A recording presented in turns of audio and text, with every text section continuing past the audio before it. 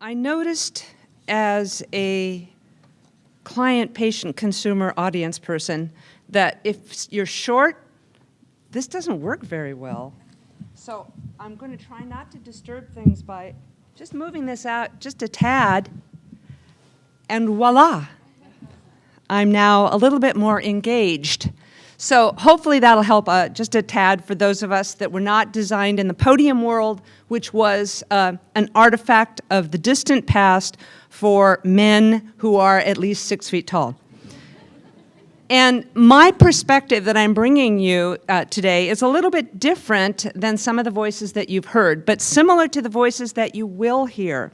I'm an applied academic. I work with companies and communities, and if people give me a brand, I like to call myself an anticipatory anthropologist, because I'm an anthropologist who looks at life today to anticipate the future and to understand how we think about the consequences of our collective actions.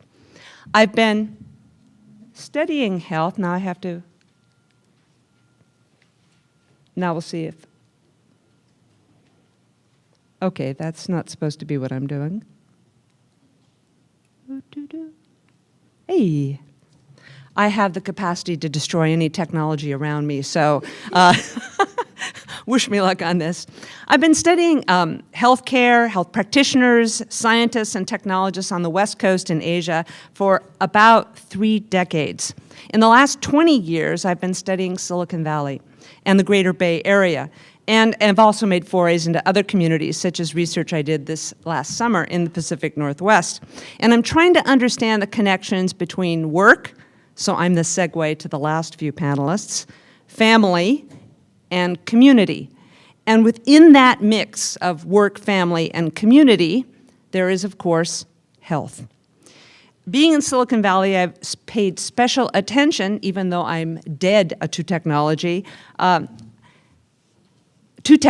because it is a social magnet that both pulls and repels people in their social networks. I've been involved in a project called the Silicon Valley Cultures Project. It has a host of books. It has a project, including the one that's being passed around here, as well as the Institute for the Future, which is a think tank that has worked with me over the years on different research projects. The projects most salient here include the Personal Health Ecologies Project, the Greening of Health, yay, REI, and a project that I'm now working on with BRICS population, you know, if you're familiar with the BRIC, Brazil, Russia, India, China, on global health. And I'm looking at platforms for change.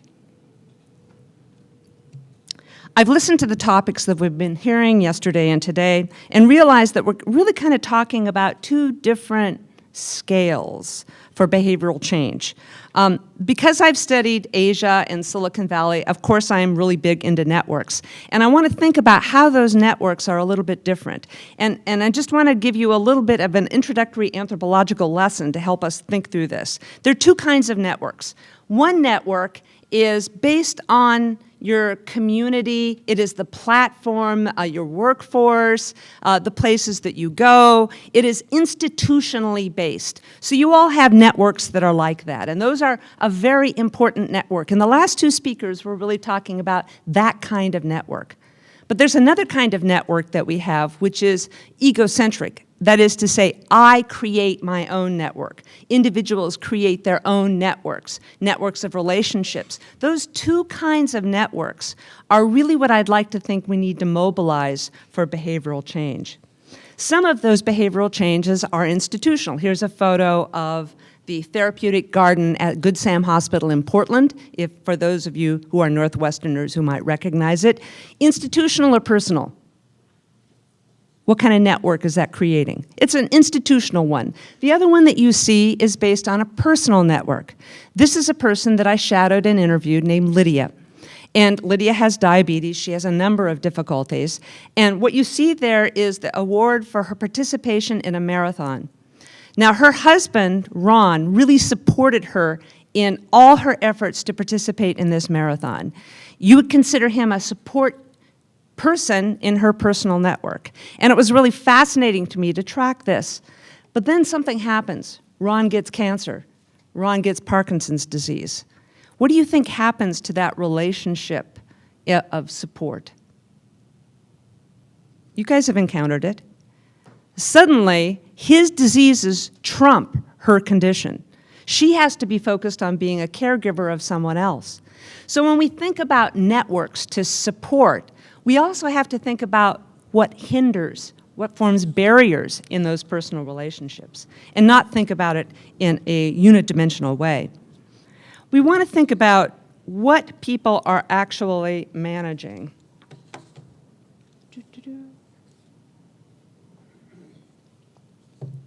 And who controls the knowledge relationship related to what they are managing. And again, a little anthropological lesson. We like to think, and this is language that you guys may or may not use, we like in medical anthropology to segregate illness, health, and well-being as different concepts. And if any of you have ever tried to translate anything into another language, you'll know that those are not commensurate. You can't exactly translate them equidistant. Illness is the social experience of the absence of disease, or it is the social experience of disease. It's not the disease itself, it's how people experience that disease. And of course, that knowledge is controlled by the biomedical system. That's the knowledge that comes with diagnoses. That's the knowledge that comes with clinical visits. And it's different from health. People experience health in a much broader way. It's not just that absence of illness. It's some other intangible piece. And when you get to intangibles, that's when anthropologists and psychologists start having a field day, because people are creating meaning around those concepts. And those are broader sets of concepts. I want to introduce you to someone, a couple of people I'll be talking about on several of these slides, Jeremy and Crystal. Jeremy is a contractor. He's a computer programmer in Silicon Valley, where I do my research. His wife, Crystal, is an ergonomic specialist. She's a consultant. Both of them, this connects what our previous speakers were saying, both of them were once in workplaces where they had full benefits, but they've now entered the contract world, the shadowy world, where they have some benefits and other benefits they don't have. So they're in a new world of managing their own sense of well-being. She has been diagnosed with sleep apnea after years of fatigue. She finally has an illness to kind of attach to her fatigue. So they're working on how do we create a health environment, a hygienic environment, hygienic in terms of sleep and wakefulness that will support that. So what you see here is an attempt to try and recreate their environment in order to do that.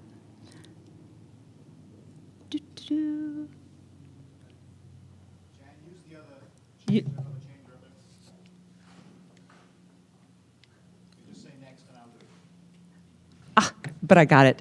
They're now into these intangibles of well-being. They're trying to figure out how do they make themselves healthy and well in pursuing this well-being. That's the most culturally malleable form of health thinking that a family can engage in. When you look at this, there are a couple of things that become players in this that change when you shift the framework from illness to well-being. First of all, you get the marketplace. You get people developing product and services around well-being. Second of all, you start looking at different cultural practices that are different from the biomedical model, so that you have cultural ideas about what constitutes well-being. Notice the little pile of Japanese foods there. This is the product of someone who's come to the United States from Japan, and she believes that health and beauty products created in the United States just don't constitutionally fit her. They will hurt her. So she imports all those products from Japan. This is part of her network of well-being, and her roommates support that as well. And you can have this deep cultural commitment to this new model, or you can have one that's much shallower. People who are, and I'll talk about those in a few minutes, who are deeply into anime, Japanese animation, are also in love with Japanese culture and also might be buying Japanese beauty products and eating Japanese health foods. But their cultural attachment to that is much thinner than Sakura's. But what I want us to think about is that when you get into the world of well-being, it stops being a form of knowledge that is owned by the healthcare system and becomes a form of knowledge that is much, much broader. And this concept is something that I like to call deep medical diversity. Deep medical diversity is based on the idea that there are three huge sources of health and well-being thinking. One, of course, is the biomedical system and all the knowledge that goes with that. Another is the complementary and alternative medical system. And yet a third is the system of knowledge that you bring when you're an immigrant. The practices that come with you when you come from Tehran or from Tokyo. What I found interesting in studying the Bay Area and the Northwest for the last few decades is that those three things interact.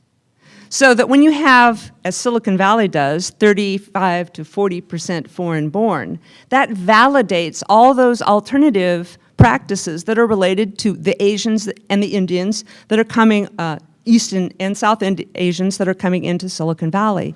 And those begin to create this new, very complicated marketplace. The truism, and many of you have experienced that, is that individuals have no problem mixing and matching out of these different logics and practices. If it works for them and it works for theirs, they will use it. The people who have difficulties with this are those invested in the logics of each of those three systems, the people who are invested in immigrant practices or in biomedicine. But consumers don't have a problem with that. And one of the ways this works is that individuals don't take this information and act on it. Individuals work with their networks to understand and interpret information and to act on it. So when we talk about individuals, we're actually talking about individuals within families. We've seen this in a couple of the presentations today and yesterday.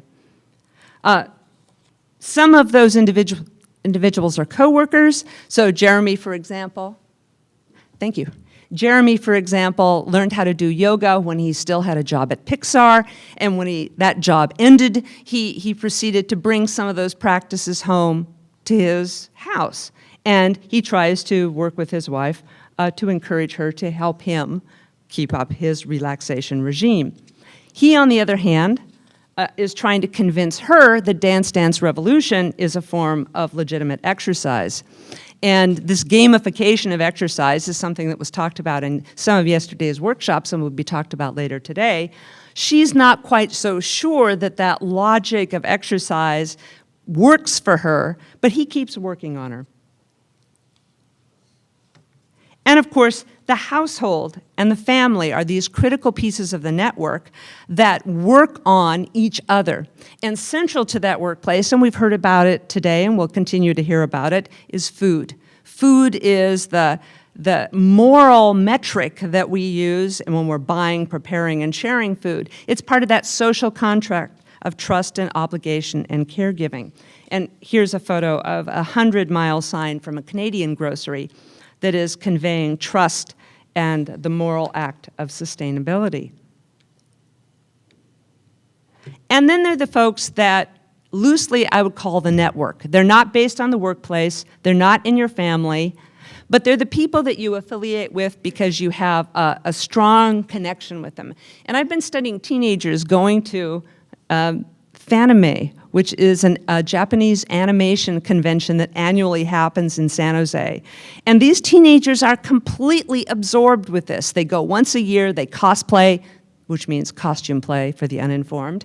And out of this, they take these incredible morality tales about what it means to be beautiful or to be sexy or to have a particular sexual orientation or to be active and engaged. These are things that they're taking from this common source of stories that they then interpret in their interactions. And what I want us to think about is that there are a whole lot of those networks out there that we're not tapping into that are the sources of this interpretation and translation that people engage in. And of course, finally, and most obviously, things that public health people can tell us for ages, there's the community, the locale. And I have a slide here of a community garden that is not far from here. It's in the International District in Chinatown. And it's not only a place where elders can eat fresh food and grow fresh food, but it's a place that reinforces their identity as the Chinese community. And so I want us to think about how each of these networks can be mobilized to support healthcare. People are always asking me, well, what is the best technology to do this? And I find myself saying that the technology that connects people into networks is the best technology. Maybe it's texting. Maybe it's, for people my age, actual telephony, actually talking to people in order to create that relationship. But it's the relationship that is getting mobilized through these technologies. And I want to challenge us in the last minute or two that I have to reframe our thoughts a little bit. And part of what anthropologists love to do is challenge people to think a little bit differently, or if you're ungrammatical and with Apple, to think different.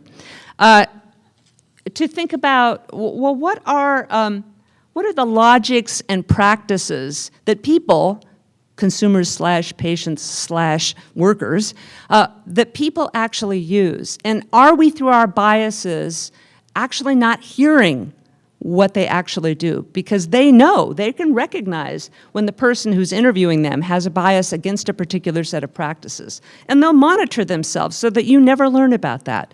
Are we doing that? Are we rushing to judgment to say, hey, that's a great practice? No, that's a terrible practice. And is that limiting how we think about and filter our communications? Are we thinking about, let's see, I think I just moved to the next one. Are we thinking about people in networks rather than individuals? As an anthropologist, one of the truisms is that folks in American culture are obsessed with individualism. We think about individual rights and freedoms. The default thinking that we engage in is the individual. And many of us talk about, well, work on the individual. But if the individual is couched in a social network that is essential for vetting information and making information actionable, it's possible that we're limiting ourselves in our effectiveness. And so I want to challenge us to rethink and reframe our thoughts about whether you're being focused on an individual patient, worker, or client, or whether you're mobilizing the institutions, whether you're mobilizing the family, whether you're mobilizing a more intangible social network. And recognize you won't know what those social networks are. The beauty of networks is, in spite of Facebook, they're largely invisible. People are in networks that you don't see. They know them, but you don't know them. Can we reframe our thoughts to really mobilize that? And finally, and I know the timekeeper will be happy to hear me say the word finally, I want us to think about how do we foster experimentation. Now, I'm lucky enough to be in Silicon Valley in the Bay Area, which worships the concepts of experimentation and innovation. But I think that we're also in a place up here in the Northwest that also is quite fond of those concepts. And part of what you do to create this new curve that we've been hearing about is, my analog is, of course, evolution. You want to have a lot of little mutations out there. Some won't work, but some might be an extremely effective way to reach the future. How do we encourage that kind of mutation and experimentation?